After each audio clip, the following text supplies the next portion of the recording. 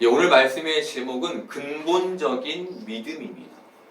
우리는 지난주에 불에 타지 않을 공적, 생명을 위한 삶, 그리고 하나님의 영광을 위한 삶이 무엇인지에 대해서 함께 나누었습니다. 오늘은 그 하나님의 영광을 위한 삶이 어디에서 출발하는지를 함께 나누어 보려고 합니다. 오병이어의 기적을 듣고 예수님을 쫓아온 무리들은 썩을 양식을 위해 일하지 말고 영생하도록 있는 양식을 위해 일하라 라는 예수님의 말씀을 들었습니다. 그리고 이들은 우리가 어떻게 하여야 하나님의 일을 하오리까? 라고 예수님께 다시 물었습니다. 그러자 예수님은 29절로 이렇게 대답해 주셨습니다. 예수께서 대답하여 이르시되 하나님께서 보내신 일을 믿는 것이 하나님의 일이니라. 예수님은 무리들에게 하나님의 일, 즉 생명의 삶은 나를 믿는 것이야 라고 말씀해 주셨습니다. 그런데 그들이 예수님께 했던 말은 믿겠습니다가 아닌 주님, 제가 주님을 믿겠습니다가 아닌 우리 조상들이 광야에서 만나의 표적을 보여준 모세를 믿고 따른 것처럼 우리가 당신을 보고 믿고 따를 수 있는 표적을 좀 보여주십시오라는 것이었습니다. 이때 예수님은 무리들에게 32절로 대답하셨습니다.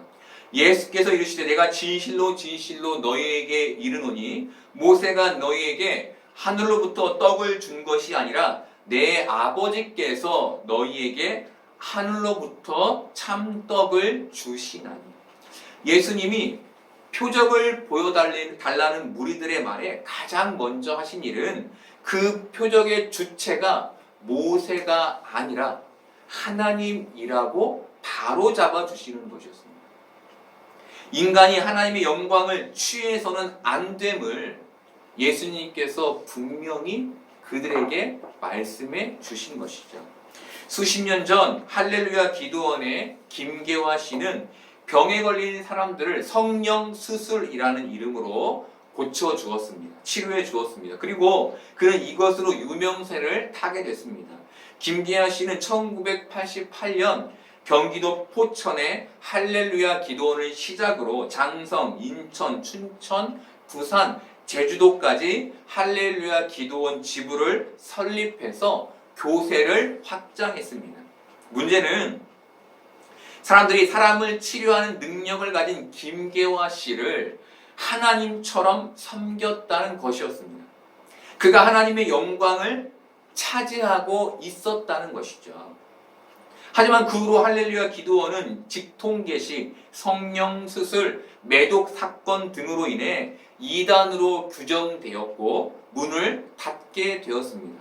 그런데 놀랍게도 2022년 포천에서 할렐루야 기도원이 운영되고 있음이 취재되었습니다. 그리고 그는 여전히 기도원 원장으로 일을 하고 있었고 여전히 이상한 치료를 진행하고 있었습니다. 그리고 수많은 노인들이 김계하 씨의 말씀을 천국 계시의 말씀으로 믿으며 김계하 씨를 영의 어머니로 추앙하고 우상화하고 있었습니다. 그 전과 똑같은 일들이 여전히 그렇게 진행되고 있었던 것이죠. 그리고 그는 여전히 하나님의 영광을 취하고 있었습니다. 여러분, 이단은 다를 이에 끝단을 써서 이단입니다. 다 같아도 끝이 다르면 이단이라는 것이죠. 그 끝이 무엇일까요, 여러분? 그 다 같은데 그 끝이 달라요. 그 끝이 무엇일까요? 자기가 하나님의 영광의 자리에 앉는 것이죠. 자기가 하나님이 되는 것, 이것이 그 끝인 것입니다. 여러분, 이단으로 판명된 김계화 씨가 지금도 그 이상한 치유 사역을 어떻게 이어갈 수 있는 걸까요? 바로 표적의 주체를 김계화 씨로 믿는 사람들로 인함인 것이죠. 김계화 씨를 하나님으로 따르는 무리들로 인함인 것입니다. 그를 하나님으로 바라보는 무리들로 인함인 것입니다.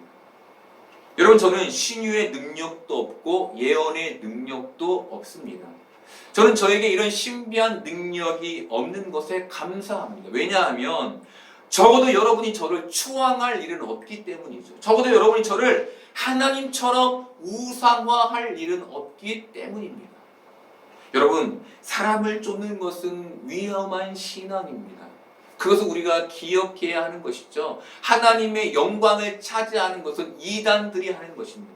그런데 예수님은 누구셨죠? 예수님은 하나님이셨습니다. 그래서 사람들은 예수님을 믿어야 했습니다. 예수님은 하나님이셨기 때문에 김기아 씨처럼 하나님의 영광의 자리에 앉지 않으면 안 되는 게 아니라 사람들이 그를 믿어야 했다는 거예요. 그런데 그 무리들은 예수님을 믿지 않았습니다. 그들은 예수님을 모세와 같은 선지자로 쫓았습니다. 사람으로 쫓은 것이죠. 예수님은 무리들에게 모세와 같은 존재가 되는 것을 원하지 않으셨습니다. 그래서 예수님은 그 표적의 주체가 하나님이심을 밝히며 그 떡의 의미를 설명해 주신 것입니다. 33절 보겠습니다. 하나님의 떡은 하늘에서 내려 세상에 생명을 주는 것이니라.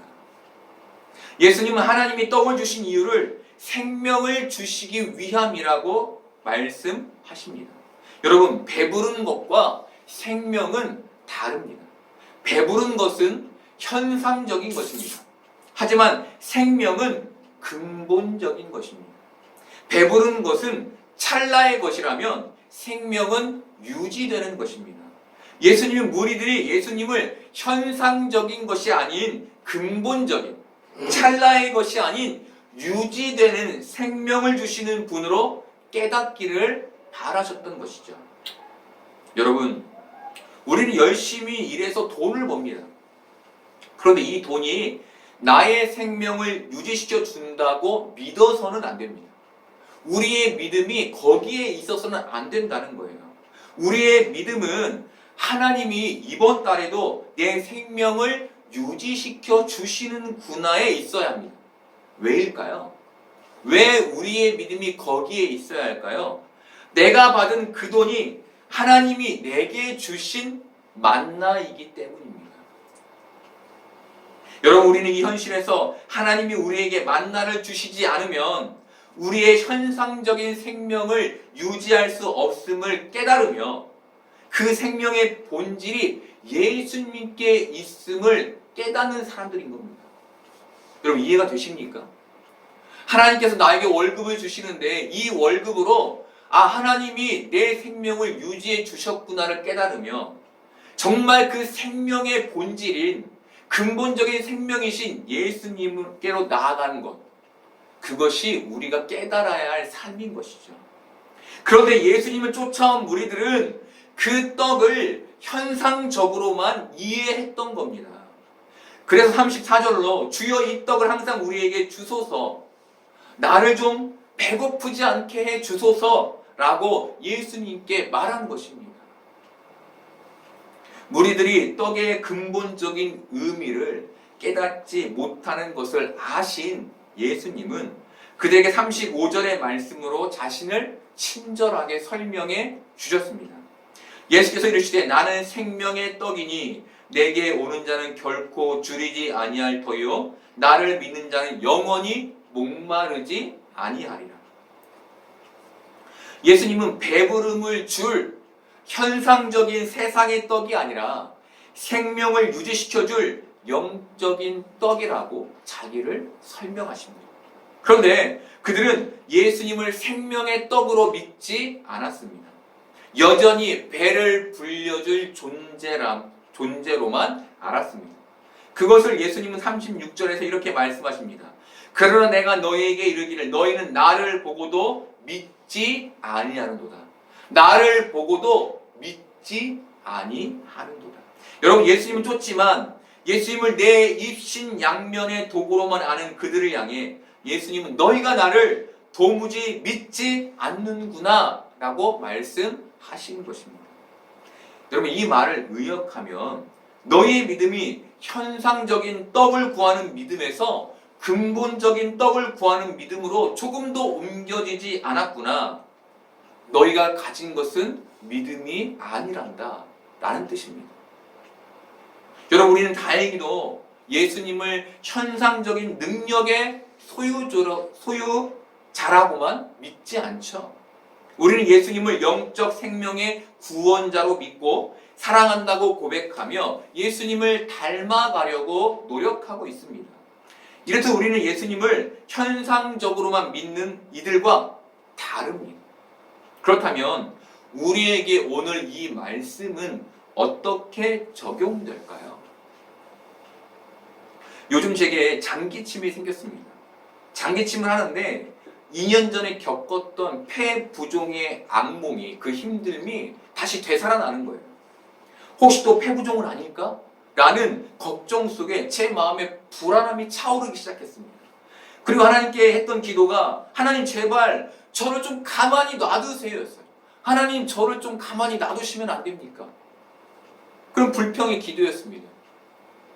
제 입에서 제 마음에서 나오는 이 기도는 아직 하나님 앞에서 겸손하지 못한 저를 보게 됐습니다. 정신을 차린 저는 하나님께 다시 기도하기 시작했습니다. 하나님 저를 좀 이 병이, 이 기침이 별게 아닌 게 되게 해주세요. 그냥 좀 쉽게 넘어갈 수 있게 좀 도와주세요. 제게 긍휼을 베풀어 주세요 라고 기도했습니다. 여러분, 저는 이 기도를 하면서 예수님이 내게 기적을 일으켜 주시기를 소망했습니다. 제발 이 지경에서 벗어나게 해 주시기를 소망했습니다. 여러분, 저는 제 이 기도가 떡을 줄 예수님을 기다리는 현상적인 기도라고 생각하지 않습니다. 저는 제 기도가 하나님께 드릴 수밖에 없는 간절한 기도였다고 생각합니다. 여러분, 하나님께 욕심껏 기도하는 게 아닌 기도할 수밖에 없는 기도였다고 저는 생각합니다. 그렇다면 이처럼 예수님을 현상적으로만 믿지 않는 우리에게 오늘 말씀은 어떤 의미일까요? 야고보서 4장 3절에서 야고보 사도는 믿는 이들에게 이렇게 교훈합니다. 구하여도 받지 못함은 정욕으로 쓰려고 잘못 구하기 때문이라. 예수님을 믿는 우리도 정욕으로 쓰려고 잘못 기도할 때가 있다는 겁니다. 우리가 현상적인 배부름을 위해 예수님을 찾을 때가 있다는 겁니다. 그래서 그렇게 구하면 받지 못한다는 겁니다. 다르게 말하면 그것은 믿음이 아니라는 겁니다. 이어서 야고보 사도는 야고보서 4장 7절부터 10절까지 이렇게 말해줍니다. 그런즉 너희는 하나님께 복종할지어다. 마귀를 대적하라. 그리하면 너희를 피하리라. 하나님을 가까이 하라. 그리하면 너희를 가까이 하시리라. 죄인들아 손을 깨끗이 하라. 두 마음을 품는 자들아 마음을 성결하게 하라. 슬퍼하며 애통하며 울지어다. 너희 웃음을 애통으로 너희 즐거움을 근심으로 바꿀지어다. 주 앞에서 낮추라. 그리하면 주께서 너희를 높이시리라. 야고보 사도는 정욕과 싸우는 방법으로 하나님께 복종할 것과 마귀를 대적할 것과 그리고 하나님을 가까이 할 것과 두 마음을 성결하게 할 것을 믿는 이들에게 교훈합니다. 정욕으로 기도하지 말라는 것이죠. 그것은 믿음이 아니라는 것입니다. 정욕과 싸우려면, 예수님을 현상적으로 믿지 않으려면 하나님께 복종하고 마귀를 대적하고 하나님을 가까이 하고 두 마음을 성결하게 해야 한다는 겁니다. 이 중 성결하게 해야 한다는 건 예수님을, 우리를 거룩하게 하셔서 그 십자가의 대속으로 우리를 거룩하게 하셔서 우리의 구원을 이루신 분이라는 믿음을 말합니다. 근본적인 믿음을 말하는 겁니다. 예수님께 나의 필요를, 나의 욕구를 채우기 위한 수단으로 쓰는 것이 아니라 예수님이 나를 구원하신 분으로 믿는 믿음, 그 믿음을 성결한 마음이라고 표현한 것이죠. 이 자세와 믿음 없이 세상의 정욕을 이길 수 없다는 것입니다. 한 스님이 기독교인에게 이렇게 물었답니다. 왜 당신은 그렇게 천국이 좋은 곳이라고 말하면서 그렇게 천국 가기를 싫어하냐? 여러분, 천국이 좋은 곳이라면 당장 가고 싶어 해야 하는 게 아닙니까? 그런데 많은 기독교인들이 이 사람처럼 천국에 빨리 가고 싶어 하지 않습니다. 이 핑계 저 핑계를 대며 천국 가는 걸 늦춥니다. 왜 그럴까요? 왜? 세상이 천국보다 좋기 때문입니다. 여기에서 잘 사는 걸 목표로 하기 때문입니다. 그것에 욕심이 있기 때문입니다. 여러분, 반반의 믿음도 아닌 3분의 1의 믿음 때문입니다. 현상적인 것에 우리의 마음이 더 기울어져 있기 때문인 거예요. 현상적인 것에. 여러분, 고난과 고됨을 이기게 해달라는 간절한 기도를 말하는 게 아닙니다. 남들과 나를 비교하며 그 비교 속에서 자신을 초라하게 보는, 그래서 지금의 나에 만족하지 못하고 세상껏 더 많이 갖는 것으로 남 위에 서고 싶은 그 욕심의 기도를 말하는 것입니다. 그것이 신앙을 갖고 믿음을 가진 우리에게도 있다는 거예요. 그래서 야고보 사도는 정욕으로 구하면 받지 못한다라고 말하는 것입니다. 여러분, 우리는 많은 이들이 이 땅에서 좀 더 멋지고 화려하고 재밌고 연 없이 살다가 가는 것을 축복이라고 생각합니다. 그런데 여러분, 이것은 잘못된 믿음인 것입니다. 오늘 예수님 바로 이 현상적인 믿음의 근본적인 믿음을 도전하시는 것입니다. 너희가 나를 배부를 떡이 아니라 생명의 떡으로 믿어야 해. 그 믿음이 너희에게 필요해. 라는 말씀을 해 주시는 것이죠. 여러분, 바로 여기에 하나님의 영광을 위한 삶이 출발하고, 바로 이때야 비로소 나를 남과 비교하지 않고 영원히 배부르고 영원히 목마르지 않을 수 있게 되는 겁니다. 바로 이때. 여러분, 우리가 왜 하나님의 영광을 위해 못 삽니까? 왜 나를 낮추지 못합니까? 앞서 설명한 것처럼, 본문을 읽어드린 것처럼 왜 우리는 낮아지고 슬픔 가운데 있지 못합니까? 내가 남보다 더 잘 살아야 하기 때문이죠. 내가 남보다 더 높아져야 하기 때문입니다. 그래서 하나님의 영광의 삶을 살지 못하는 것입니다. 여러분, 예수님을 생명의 떡으로 믿을 때, 즉 우리가 근본적인 믿음을 가질 때 영원한 배부름과 목마르지 않음을 이 땅에서 경험할 수 있게 되는 것입니다. 이제 예수님은 37절부터 40절까지를 통해 자신이 이 땅에 내려온 이유를 설명해 주십니다. 38절에서 예수님은 자신이 하늘에서 내려온 이유가 내 뜻을 행하려 함이 아니라 나를 보내신 이의 뜻을 행하려 함이라고 말씀하십니다.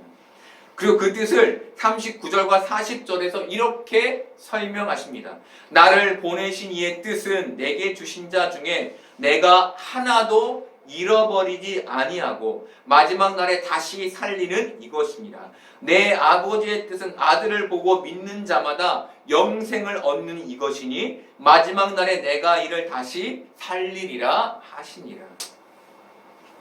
여러분, 예수님 우리를 향한 하나님의 뜻이 이 생의 자랑과 이 생의 풍요에 있다고 말하지 않습니다.